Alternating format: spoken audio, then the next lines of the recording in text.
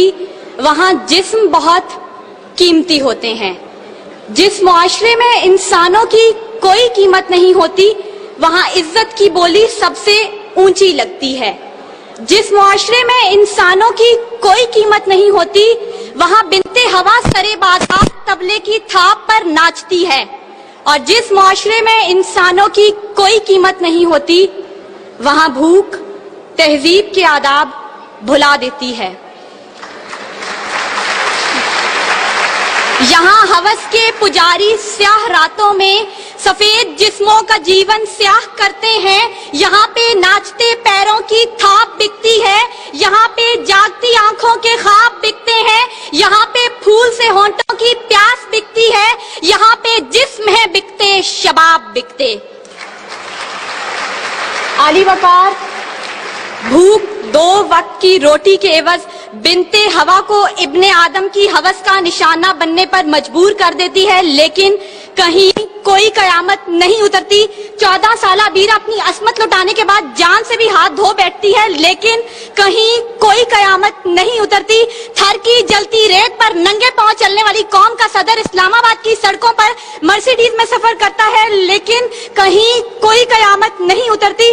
बलोचिस्तान की खुश्क साली पर एयर कंडीशन कमरों में मिनरल वाटर पी कर गौर किया जाता है, लेकिन कहीं कोई कयामत नहीं उतरती। ये शाहराहें इसी वास्ते बनी थीं क्या कि इन पर देश की जनता सिसक कर मरे। जमीने क्या इसी कारण अनाज उगला था कि नस्ल आदम और हव्वा बिलक बिलक कर मरे। मिले इसीलिए रेशम के ढेर बुनती हैं कि दुख्तराने वतन तार तार को तरसे।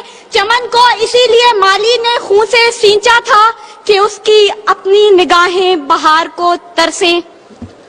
आली वकार यह है इस्लामी जमहूरिया पाकिस्तान, जहां हर कोई अपनी धुन में मगन है। सर खुजाने की फुर्सत नहीं, दाएं बाएं की फिक्र नहीं, हर शख्स भूखा है। कोई इक्तदार का तालिब है तो कोई शोहरत का भूखा, कोई दौलत का परिस्तार है तो कोई पेट का भूखा, कोई भांग के एक प्याले के एवज अपना सब कुछ निछावर करने पर आमादा तो कोई ताकत का भूखा। कह तो रजाल बढ़ता चला जा रहा है। तहजीब और तमद्दुन के पैमाने टूट फूट का शिकार होकर वक्त की नाकदरी का गिला कर रहे हैं। हम जवाल की आखिरी हदों के भी आखिर पर पहुंच चुके हैं। इंसाफ मुहैया करने वाले इदारे सिसक सिसक कर दम तोड़ रहे हैं। हर तरफ से एक ही पुकार सुनाई देती है, भूख तहजीब के आदाब भुला देती है।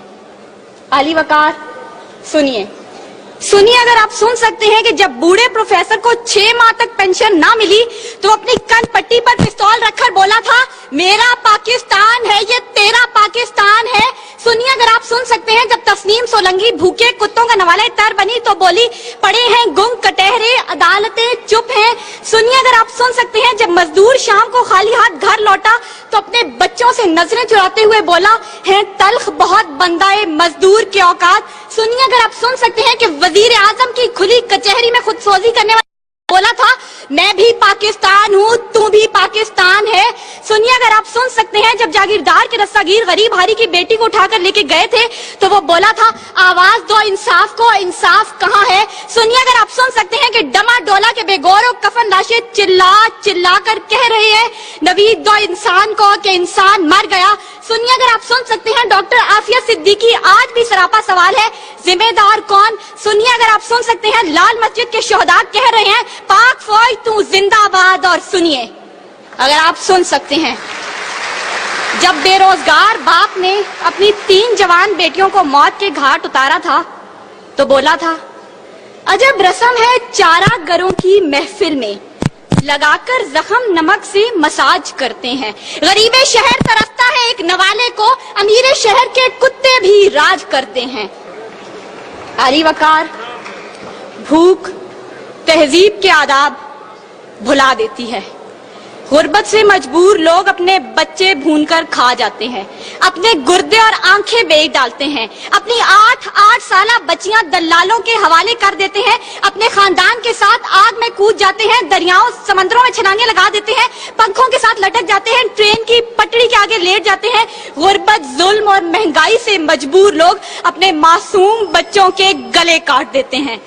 आली वकार صدارت، وزارت اور عمارت کے بھوکے تہذیبی اقدار کو پامال کر دیتے ہیں.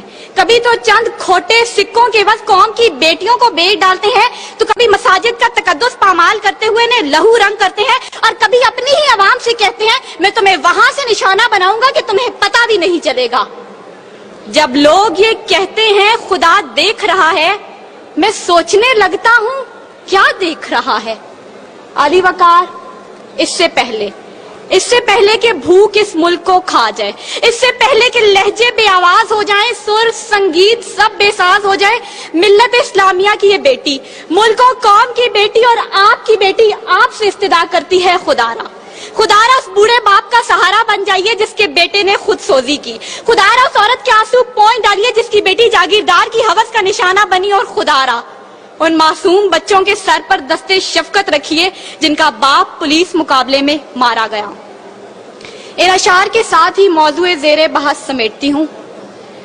ستم ظریفی وقت نے کلیوں کی نزاکت کو، دلوں کی محبت کو اس طرح سے مسئلہ ہے، اس طرح سے کچلا ہے کہ زندگی اذیت ہے اور سانس کی بھی قیمت ہے. کس کا ہاتھ ہے جو خون سے رنگا نہیں، کس کا گریباں ہے جو گرفت سے بچا نہیں. صدائے موت آتی ہے شہر بھر کی گلیوں سے، خون کی بو آتی ہے پھولوں اور کلیوں سے. شکریہ.